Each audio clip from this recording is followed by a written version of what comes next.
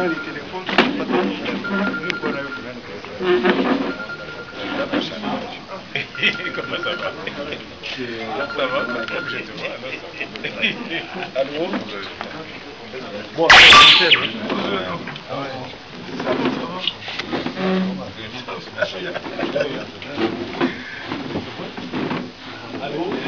j'avais oublié d'appeler, mais je vais...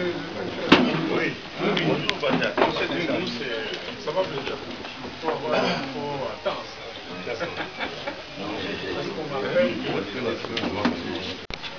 Oui, mais il faut ça. Ça.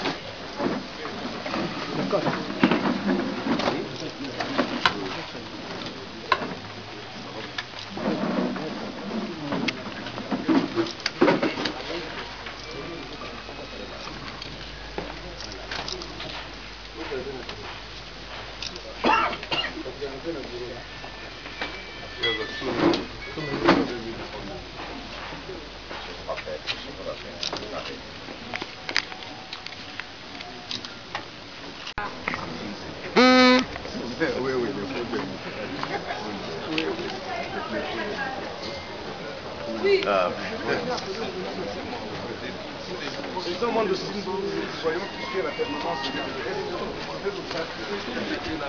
un consensus par rapport à un médiateur, puisque jusqu'à nouvel ordre, vous avez réalisé le médiateur qui était désigné par la communauté internationale. Que pouvez-vous nous dire à ce propos?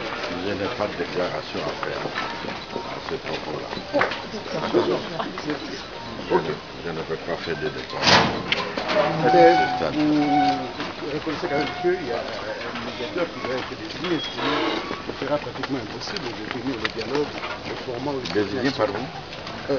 Disons, la communauté internationale a fait une proposition d'un médiateur, celui que vous avez refusé. Est-ce que vous pensez que vous serez en mesure de tomber d'accord sur un médiateur qui devra rouler ce genre de facilitateur? Il n'y a pas à tomber d'accord. Le président a parlé, alors il n'y a pas à commencer à parler de tomber d'accord. Je crois que ce n'est pas à mon niveau que je vais faire le compte rendu d'une réunion, n'est-ce pas, du collège des sages. Je n'ai pas reçu mandat de faire une déclaration. Sauf que le bureau des... Moi, je ne suis pas autorisé à livrer ça déjà à la presse. Ceci voudrait dire qu'il y a un nom qui se dégage, parce que la presse aujourd'hui a publié le nom de l'ancien président malien comme éventuel facilitateur. Non, nous n'avons pas évoqué la question de ce monsieur-là. Comme je viens de le mentionner, nous souhaiterons que le président lui-même fasse une déclaration à la presse au nom du rassemblement, comme il a toujours l'habitude de le faire, ou bien au nom du Conseil des sages. Vous faites partie de la société civile et depuis le retour du président Etienne Tshisekedi, tout semblait être calme jusqu'à hier où il y a eu la perte en vies humaines d'un jeune combattant et probablement peut-être d'un élément des forces armées.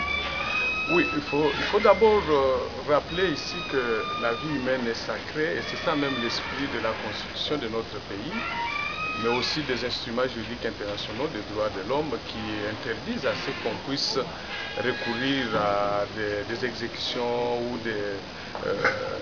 qu'on puisse tuer quelqu'un sans respecter cette vie humaine. Donc ce qui s'est passé hier, nous l'avons condamné en tant d'abord que défenseur des droits de l'homme. Nous avons exigé une enquête rapide, éventuellement un procès en flagrance de manière à démontrer à toutes les forces ou ceux qui constituent les forces armées, la police nationale, qui ne doivent pas se mêler de la police, ne doivent pas assurer leur mission avec des sentiments liés à l'appartenance des citoyens congolais qui se présentent devant eux, parce qu'on a cru entendre que toute la dispute serait liée au fait que la victime avait porté un polo frappé d'effigie du président Etienne Tshisekedi. Ce n'est pas acceptable ce genre de choses. Des sanctions ont été proposées d'abord par les États-Unis, ensuite par l'Union européenne, tout proche de nous par l'Assemblée belge. Croyez-vous qu'il serait grand temps qu'aujourd'hui on puisse entendre la communauté internationale aller à notre niveau? Oui, même hier, nous-mêmes en tant qu'ACAJ, nous avons rappelé encore la communauté internationale à rediscuter sur l'éventualité d'appliquer des sanctions individuelles et ciblées à certaines personnes, des citoyens congolais qui se présenteraient par leurs discours, leurs attitudes, qui se comporteraient de manière à se constituer comme obstacle à la poursuite du processus électoral, surtout à la consolidation de la démocratie dans l'esprit du respect de la Constitution comme tous nous le voulons. Et nous pensons que seules ces sanctions peuvent aussi faire fléchir les gouvernements congolais. Vous n'avez qu'à vous rappeler dans la ville de Kinshasa qu'on a eu à dénoncer plusieurs fois certaines violations des droits de l'homme mises à charge du chef de la police. Nous avons exigé des enquêtes, des poursuites, rien n'a été fait du côté du gouvernement, mais nous constatons aujourd'hui, depuis que les sanctions américaines sont tombées contre lui, on sent qu'il y a une sorte de réflexion dans ces camps. Et voilà aussi pourquoi nous saluons la plainte que M. Lewis Daril vient de déposer contre deux officiels congolais au niveau de la justice américaine. Ce sont des très bons messages qui peuvent faire réfléchir plusieurs fois ceux qui ont des responsabilités dans notre pays lorsqu'ils sont appelés à prendre des décisions sur le peuple congolais. Je vous remercie, M. Je vous remercie aussi. Une question. La situation en rapport avec le dialogue et l'arrivée du groupe de soutien à la facilitation. Et c'est une réunion préparatoire aux discussions qui vont avoir lieu demain avec ce groupe pour savoir quelles sont les positions du rassemblement, dans les détails desquels je m'interdirai de rentrer à cette étape.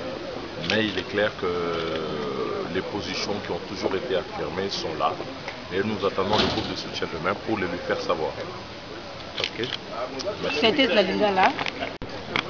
Non, notre réunion aujourd'hui, c'était juste pour préparer la réunion qu'on va avoir demain avec la communauté internationale. Donc, il fallait d'abord parler du meeting, comment c'était une réussite totale, et les points évoqués, et ensuite voir la suite. Nous avons abordé tous ces points et surtout la préparation de la réunion que nous allons avoir avec la communauté internationale. En fait, une rumeur circule depuis ce matin parlant de l'ancien président malien comme futur facilitateur. Est-ce que c'est juste une rumeur? Ça, à ce stade ici, nous ne pouvons pas dire que ce sont des rumeurs ou c'est confirmé, on ne le sait pas. Nous tous nous appelons comme tout le monde dans les médias, dans les réseaux sociaux, mais c'est cette communauté internationale, cette délégation qui sera avec nous demain, qui pourra nous les confirmer ou infirmer. Une victime est tombée hier, je crois que vous l'avez appris, et les échauffourées ont eu lieu hier à Limete. Quelle est votre lecture? Ma lecture, c'est la police nationale. La police qui doit protéger les citoyens. Cette police-là doit être républicaine. On ne peut pas utiliser une arme à n'importe quel moment. Il n'y avait pas à ce niveau-là l'urgence d'utiliser une arme. Et je crois que ça doit être condamné. Mais ce que nous apprenons, parce que au niveau, il y a nos avocats qui sont partis pour suivre ces dossiers, et semble-t-il que les policiers en question, on ne le voit plus. Nous disons que la lumière doit être faite sur cette question. Merci beaucoup, monsieur. C'est moi qui vous remercie. Nous sommes ici au quartier général du président Etienne Tshisekedi en compagnie de Madame Koudoura. Bonsoir Madame Koudoura. Bonsoir. Madame Koudoura, on était ensemble au conclave, donc maintenant c'est du conclave au rassemblement. Je ne vous ai pas vu et aujourd'hui aussi, apparemment, vous n'étiez pas là. Qu'est-ce que vous avez à dire par rapport au rassemblement, tout ce qui s'est passé, parce que nous sommes maintenant l'après-conclave? Bon, en fait, j'ai fait partie du comité de sages en tant qu'MPP. Et voilà, désolé pour le petit désagrément, j'arrive en retard à cause des embouteillages. Je présente mes excuses parce que ce n'est pas dans mes habitudes. Pour parler de la majorité présidentielle à la réunion d'aujourd'hui, vous savez très bien, madame, que les choses sérieuses, c'est au pays que tout ça doit se passer. Nous étions à Genval, comme avec les résolutions que vous savez, c'est-à-dire l'application de la résolution 2277, le dialogue et les préalables, etc. Aujourd'hui, dans le cadre de ce suivi, c'est-à-dire tout ce que nous faisons ici, c'est toujours le prolongement en fait de tout ce qui a été fait à Genval. En plus, il y a aussi un élément nouveau de sécurité. Vous êtes sans ignorer qu'hier, il y a un combattant qui a été abattu sauvagement ici à Limete. Et donc tout ça, ça fait partie des problèmes que nous avons reçus à débattre. Et en attendant que les choses sérieuses, c'est-à-dire le dialogue que tout le monde attend, mais vous savez très bien qu'il y a des préalables, il faudrait des signaux forts de la part du pouvoir en place qui vous dirige pour pouvoir amorcer le véritable, entrer dans le véritable, disons, le comité préparatoire du dialogue et après le dialogue proprement dit. Voilà, c'était tout ça. Et c'est la continuité, le prolongement de ce qui a été décidé à Genval. Évidemment, quand il y a des éléments nouveaux, un élément nouveau comme l'événement d'hier, nécessairement il faut des réunions extraordinaires, par exemple, pour essayer de régler toutes ces questions. Voilà l'essentiel de ce qu'a été la réunion de cet après-midi chez le président du Rassemblement des forces politiques et sociales acquises au changement. Voilà. Ezali poto solola likambo ya dialogue. Mais pour dialogue esalemo esengeli toyokana na maye tosengaki ou préalable lobaki soki balibere badétenu politique lokola bandeko Diomi Ndongala, Christopher Ngoy, Bamoyambo na basusu tolobi baye groupe ya soutien ekoma groupe ya facilitation tolobi balibere presse nationale RTNC ezali régie ya mboka baye bakosala kuna baza kozwa lokuta na mosala ya bana mboka contribuable congolais mais ekomi eloko personnel ya PPRD mais balekiseli quand même olandaki te bazali kolekisa na minute boni parce que mbula na mbula tokomona kaka Kabila alors que yango ezali national. Mais balakisaki ntango vie azoglisse omoni te que c'est une bonne information que Tshisekedi alinaki akoya ye aglisaki te ezali bamontage basali bamesana kosala bamontage elombe mobali akitaki nzoto konongonu mwana mboka Bruno Tshibala problème ezalaki te wana ezalaki lokuta ya RTNC batika biloko wana yango nde Tshisekedi lelo alamuki ake komata d'escalier na